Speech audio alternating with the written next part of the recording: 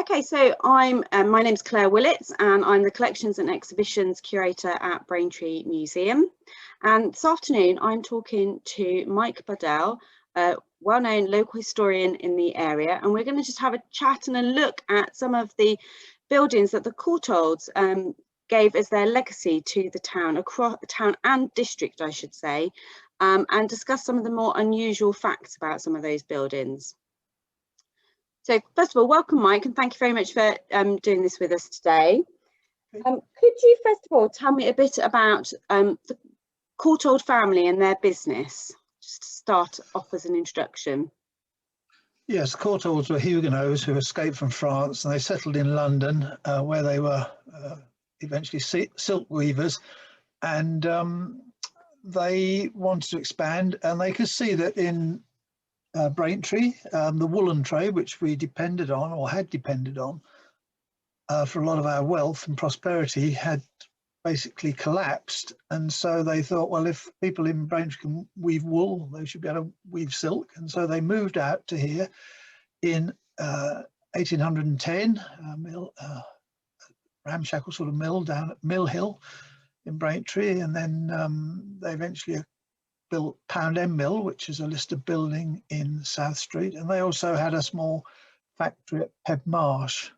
So they sort of got around this area, taking advantage of the spare capacity in wool weaving skill. And of course they then went on to, they virtually had a monopoly on crepe, black crepe, which was very popular in the 19th century, and even more so after Prince Albert died in 1861. They developed a secret method of applying a pattern to the crepe, and they became very rich and worldwide. Of course, they went on to produce all sorts of synthetic fabrics like rayon, for example. So they were big players eventually on a global scale. And they certainly made an impact in Braintree as a huge employer, but also I know something that's very close to your heart, the buildings that they funded and supported across our district. What do you think inspired them to do that? Well, these people had a social conscience. They reasoned that if they looked after their workforce, they would be happier, and if they were happy, they were more likely to work hard and devote their energies to the company. So it was I don't like the term, but it was a win-win really. They were, everybody was happy. That isn't to say there weren't disputes. Of course there were. You never employ hundreds of people and never have anything that goes wrong. But they really did believe in keeping their workforce happy, but they went beyond that, and they answered some of the societal questions by providing facilities. I tend to call them benefactions, not just for their workers, but for the whole town. And of course, it wasn't just in Braintree, it was in Bocking and in Halstead. That's where their three major factories were. So yeah, look after the folk and they'll look after us. It's certainly a lovely sort of evidence of their dominance as an employer in the town, I think, all these lovely buildings. So we're just going to have a look through some of the buildings with some pictures to illustrate some of the things Mike's going to talk about. So first of all, well, the next question I've got is which do you think are the most significant buildings? But actually the first slide is not a building, so to speak, but rather interesting gardens that we have in the town. Well, I think the Courtaulds, everything they built and provided, they would have seen as important. Looking back with the benefit of hindsight, we can see that they provided public space for people to enjoy and exercise and be happy in, and they provided healthcare. They're probably two of the biggest things. I mean, there are lots of others, we'll come on to those, but for me, the two biggest things that they provided that stand out, and in one sense still, well, 50% of that at least stands out today, was the open space. And we've got on the screen Braintree Bocking Public Gardens, which were opened in November 1888. The piece of land they stand on belonged to Mr. Courtauld, who lived in a house just across Bocking End, a house called Bocking Place, and he decided to build a new bocking place, which is, you can approach it off Courtauld Road. And it's actually part of my school when I went to school. That was a long while ago.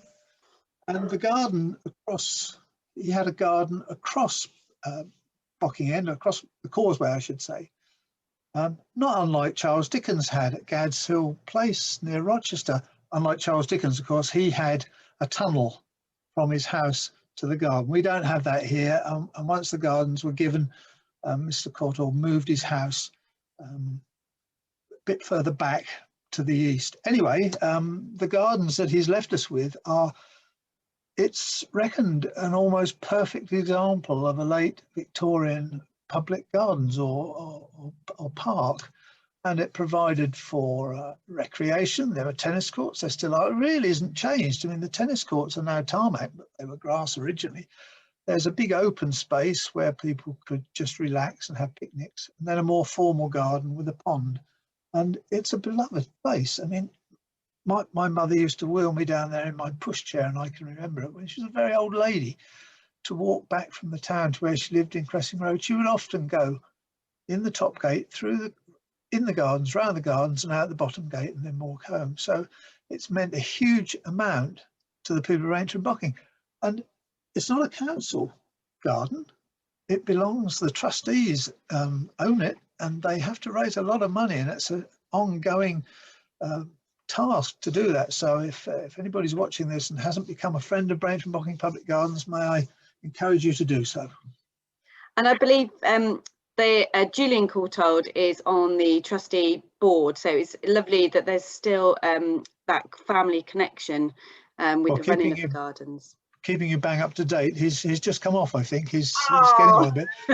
there's another one, another member of the Courtauld family, butler actually, but that's part of the Courtauld setup. So yes, it's going on. It will go on forever because wonderful, marvelous. Yeah.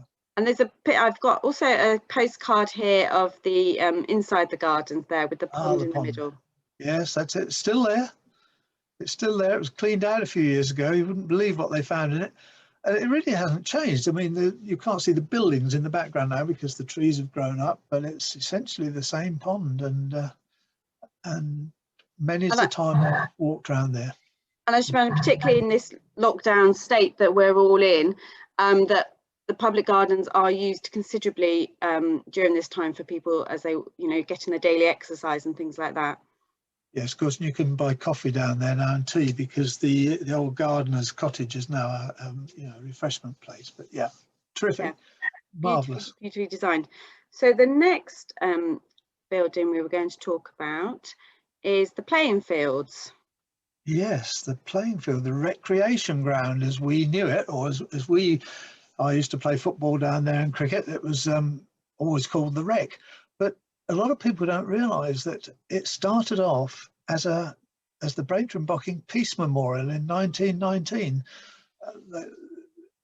We weren't alone in towns that felt that, a war memorial, yes, that's one thing, and we can put the names of those who sadly died on it, but to have something more beneficial for the whole community was a good thing. I mean, there are other examples. Chipping-Ongar had a war memorial hospital. We had a recreation ground.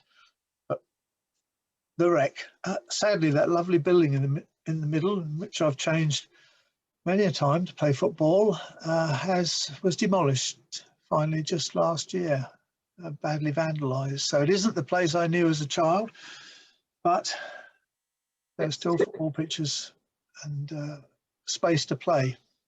And stood for a number of years as well. Yes, 1927 it actually opened. Yeah. Excellent. I've got another picture of the swings there, if anybody remembers sitting on those swings. This is in Julian Court Road, and you can't see it here, but just off picture there was a paddling pool and a sand pit. And sadly, I think when I was a little boy back in the early 1950s, a child drowned in the paddling pool, and it was drained and never ever filled again. My mother used to always remind me of that when she took me through there, that the dangers of water. We weren't a swimming family. Very sad. But, oh, yeah, that is sad. That is a sad story. Even the swings have gone now. They had a lovely slide as well. Oh, those things are important, aren't they? And that's a lovely seesaw behind as well, I can see. Yes, indeed, yeah. And the fabulous pram in that picture, pushchair. Yes. Okay, so you also talked just before about the significance that the family left for healthcare in the area before the NHS, really. And this was the Cottage Hospital, which was the first building they funded in terms of medical care in the area. So could you tell us a bit more about this one? Yeah, so they took on the building. The building was there. They took it on in 1871 and created a hospital with a matron and a servant, and it could allegedly hold 4 patients. Often it held 6, and I've often wondered quite how they managed that logistically. And it remained until 1921, when the Courtauld family, William Julian Courtauld,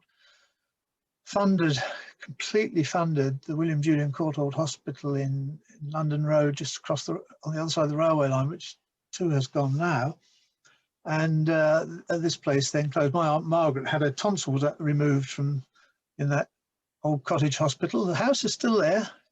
Difficult to get a picture like that. They've got a big hedge now. But the William Julian Courtauld Hospital was built, and people were very attached to it later on. In 1928 or 1930, I can't remember, they built a maternity block there, the Courtaulds again, and they did the lot. They bought the land, they engaged the architect, they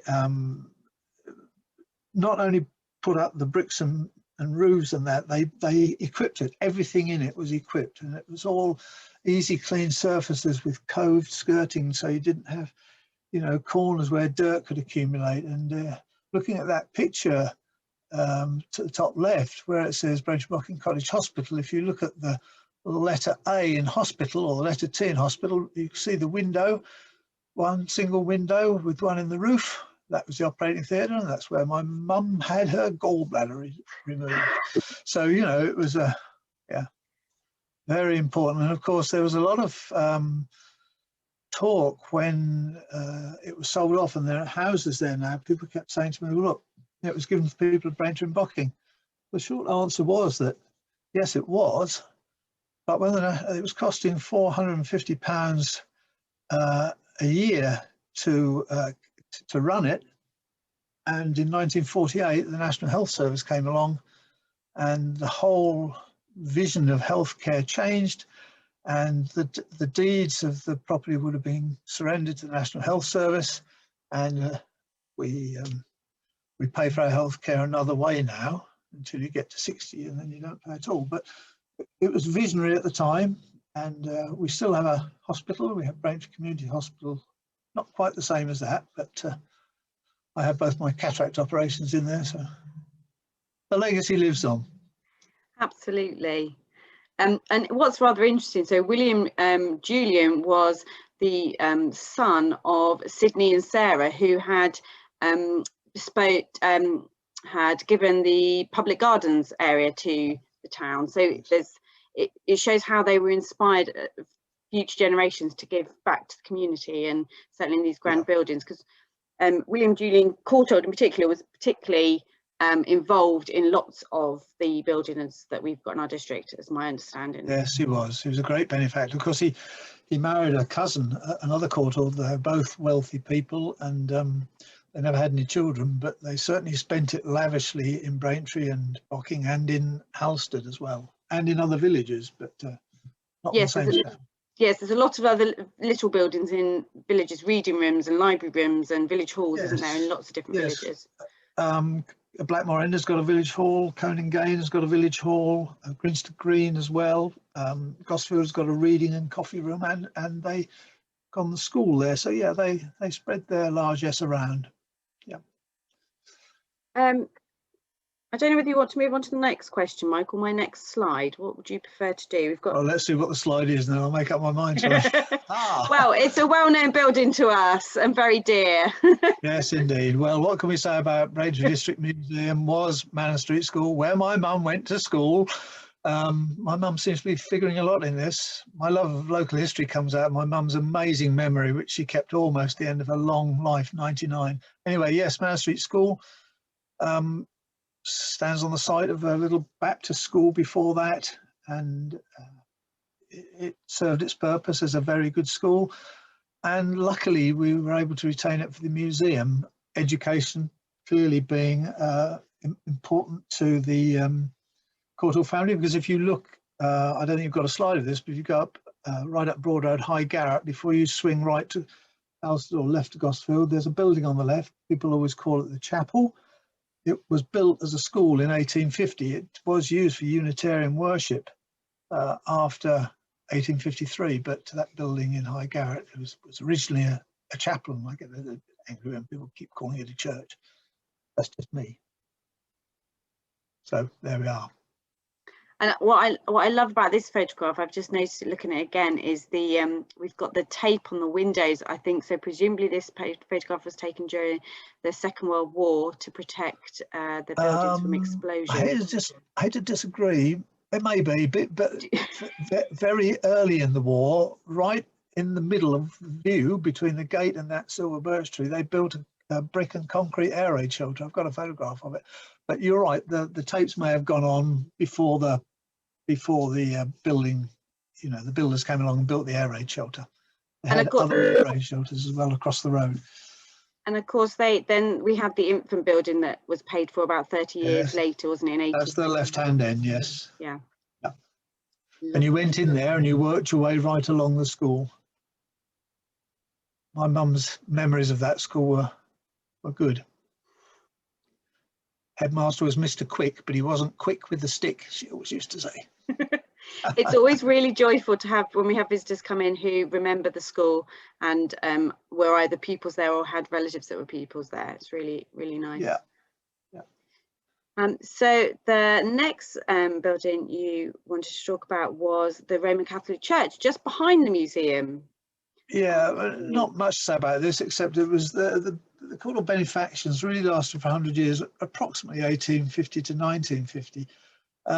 This church was opened literally as war broke out in Europe in 1939. It was the last church to be opened in Europe before the war started. This was another member of the Courtauld family, a Roman Catholic member of the family. Most of the others we've talked about were Unitarians. But yeah, so they built the Roman Catholic Church in Braintree. So we've covered, well, I think we're going to cover with the next slide. We've had recreation, we've had health, we've had education, we've had spiritual needs. We've got one more left. What have we got next? We have, I believe, civil, governance, haven't we? the town hall. Now, the town hall is an amazing building. I've got a funny anecdote about it, which I might give you, but it isn't what you see. For a start, although it's brick with a traditional tiled roof, the structure is all reinforced concrete. You will know, Claire, because you'll have been up there as I have. In the roof, instead of seeing wooden rafters, you see oceans of cast in situ concrete. So they added a brick covering to the outside, and all the window surrounds are Portland stone, and there's lots of Portland stone inside, but you can't see the concrete, only up in the roof or down in the basement. So yeah, a very important building, much beloved. There's a story to it because it has wooden windows. Now it stands within a few hundred yards of Courtauld's main factory.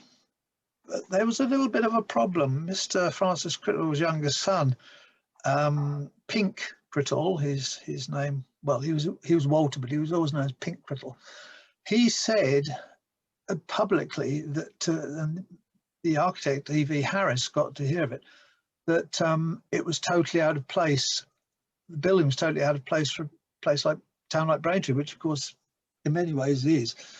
And E.V. Harris ended up putting oak windows in, whereas almost certainly they would have been prestigious Courtauld windows, probably made of bronze.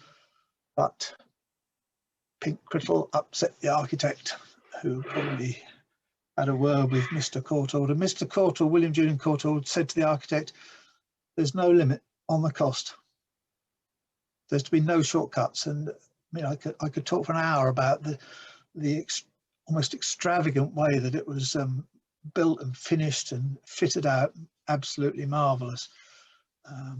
Anyway, there we are. Wonderful building. Yes, because lots of the rooms have some beautiful paintings in them. Certainly, like the council chamber and the wonderful Essex ceiling. Yes, in the other, room. Yeah, absolutely. And the clock tower itself is extremely extravagant. Yes, you would have thought with all that wonderful ceiling painting in the chairman's room, with the 4 characters, ladies depicting the seasons, that he could have afforded to have ladies with clothes on rather than naked ones. It's certainly a really fine building that the Courtaulds really left us as their most significant, in some ways, visual legacy in the town. Yes, it's beautiful, and a great combination of council workers as well as with George Bartram, who was chairman at the time, wasn't he? Who yes, he was. Yeah, was involved in the building as well. So yeah, and really fine picture of him on the staircase with his OBE that he got, or MBE, can't remember which. Yeah. Yes. I think used. Sorry, go on. No, you go ahead. Well, to the right-hand side of the door, where the basement is, that was used as the sort of emergency control room during the war, and the bit of masonry you can see to the right of the door going down towards those trees, and then round the corner, because it was only a semi-basement, that was all bagged up with sandbags to protect in case bombs dropped nearby. And of course, bombs did drop nearby. 5 people were killed in Braintree during the Second World War, but that's not really part of this talk. I'll save my funny thing about the town hall till the end if we've got time. No, do go ahead. We'd be very interested to hear it. Oh no, it's absurd. If you look at the porch to the right-hand side, keep in mind the porch, the balcony. And at the right-hand side, if you look up, there's a spout that takes the water off the balcony, and I think it looks like a dolphin. The dolphin, of course, is the emblem of Bocking, and this is very much in Braintree. But if you go on to the next slide, I can explain that better from there. Have we got? Oh, I don't think we've got that. That was our last slide, Mike. Oh, it was the last slide. Oh, just across the road, just across the road from the town hall, there's a drinking fountain. I should remember the name of that, the date of that, but it's not that important really. And it was a 3-tier drinking fountain, so there were troughs at the bottom for dogs, troughs in the middle for horses and cattle, and then a drinking fountain for humans further up. And on the top, not originally, because it was a gas lamp originally, but it had an Art Deco electric lamp put on the top of it. I can't pin the date down precisely, but anyway, it had this Art Deco lamp. And until a few years ago, when it was stolen, had a marvelous gilded owl with its wings outspread on the top. I've got pictures of it. And if you look carefully, if you can get to see the pictures, the owl has got a mouse in its beak. And I have a strong belief that a statement was being made here back in the 1920s that Braintree, a very forward-looking town, had provided itself with a water supply and proper sanitation by 1858. We suggested to the people of Bocking, that's everywhere across the Rain Road and Coggeshall Road, that's Bocking, would you like to come in with us? But they decided not to. They decided they didn't need to come be part of the Braintree system, and they never got a piped water supply till 1917. And I have a suspicion that that owl and that mouse expresses the way people in Braintree were thinking about the liaison between Braintree and Bocking. Braintree was wise, water supplying, and Bocking was a timid little mouse. I do hope you're not trying to create any rivalry between. People know me well enough. The two towns were formally merged on the 1st of January 1934. The town hall was built in 1928, and that dolphin, which is draining, doesn't drain now, but that would originally drain the balcony, was a sop to bocking. Dolphin is the bocking symbol, and they were working ever so hard in the late 1920s, and eventually they got us together in 1st January 1934. If you go to Bocking Village Hall, which is another Courtauld benefaction, marvellous arts and crafts building, there are lots of lovely dolphins on that, in the lead work on the rainwater goods. And so I think on one hand with the fountain we said, look, we're wise and you're timid, but here there was a bit of a sop being held out to them, and I can't prove that. It's a theory and I'll defend it. I like that idea. And of course, in that area, just to finish up, we've got the fountain, haven't we, which is was funded by the Courtaulds as well, I believe, as well as the corner house as well. Yeah, that's just across the road. I mean, the style of the town hall is known as, it's been claimed to be as Georgian with a restrained Renaissance character.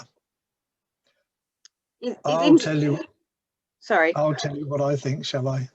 You might want to edit this bit off the end. I think that the town hall, I love it, but it looks like it's something that made an emergency landing in Braintree en route to Germany. Rumour has it that the town hall was high on Hitler's list of buildings to be spared by the Luftwaffe, presumably as he fancied it as his headquarters after the invasion. His orders were followed through. They didn't bomb it, they bombed elsewhere.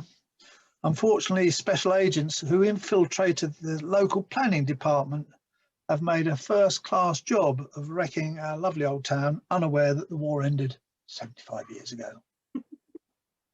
None of that is true. Yes, it certainly doesn't fit necessarily with the styles of the 1920s that it was being, but I like your theory. But it is superb. It's absolutely superb in every detail. It's quite breathtaking, in fact. And we're really fortunate because it has been restored and looked after considerably well in its condition, really. So yeah, it's a lovely building. Hopefully, at some point soon, in another time, we will be able to do a proper walk around with you in the town, discussing Courtauld buildings again in the Yes, future. happy to do that. And I've actually got a PowerPoint talk of the town hall, because we can't, I don't think public can really go in the basement and up in the loft and up in the roof anymore, but I've got a virtual tour of it. So brilliant. We've got it covered. Awesome. Thank you so much, Mike. That was brilliant. Thank you ever so much. Thank you for having me.